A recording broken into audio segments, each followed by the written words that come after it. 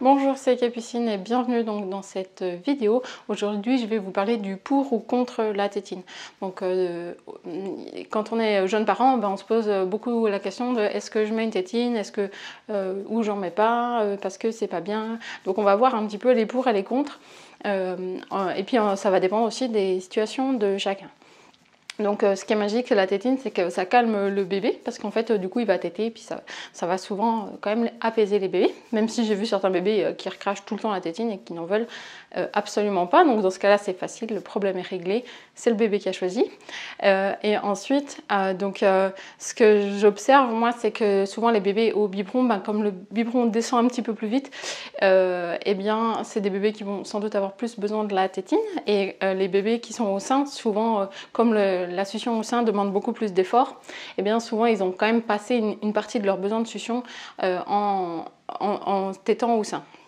Donc des fois ils ont moins besoin de cette succion, et puis quand on souhaite allaiter, eh bien il faut que quand même une grosse partie de la succion elle se fasse plutôt au sein si on veut maintenir la quantité de lait. Mais il y a certaines femmes aussi qui ont beaucoup de lait, et du coup l'enfant il va pas avoir envie de téter très longtemps parce qu'il y a trop de lait, en fait il y a suffisamment de lait, et du coup il y a certaines femmes qui ont beaucoup de lait, elles vont quand même avoir besoin pour calmer le bébé, ou envie en tout cas, de mettre une tétine. Donc après voilà, ça reste des choix. Dans les positifs, il y a quelque temps, je suis tombée sur un article qui ont fait des recherches scientifiques sur cette tétine, et ils se sont rendus compte que la succion de la tétine la nuit, ça stimulait le système vagal. Le système vagal, il y a un nerf, il y a deux nerfs vagues qui partent du cou là, et qui vont innerver tout notre système digestif.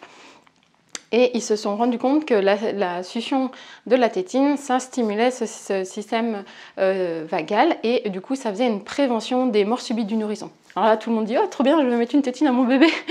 Ça prévient les morts subites. Mais bon, c'est un peu plus compliqué que ça, heureusement, parce que du coup la succion au sein, ça va aussi stimuler son système vagal. Donc en fait, ce qui est important, c'est la succion, c'est pas forcément la succion d'une tétine en fait, hein. Donc les mères qui allaitent, ça va stimuler ce système vagal.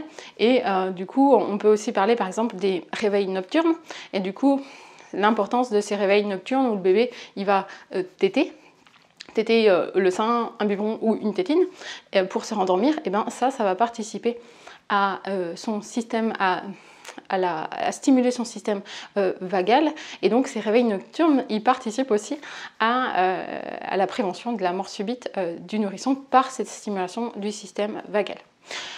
Donc voilà, dans les positifs, qu'est-ce qu'on a par rapport à cette tétine? Mais aussi, on voit, c'est aussi par rapport à cette succion. Et donc dans les effets plutôt négatifs, on a, donc si c'est toujours une histoire de quantité, hein, si elle est mise que ponctuellement ou qu'elle est mise tout le temps, ça va vraiment dépendre en fait comme on dit, c'est dose dépendant en fait, hein, quand même.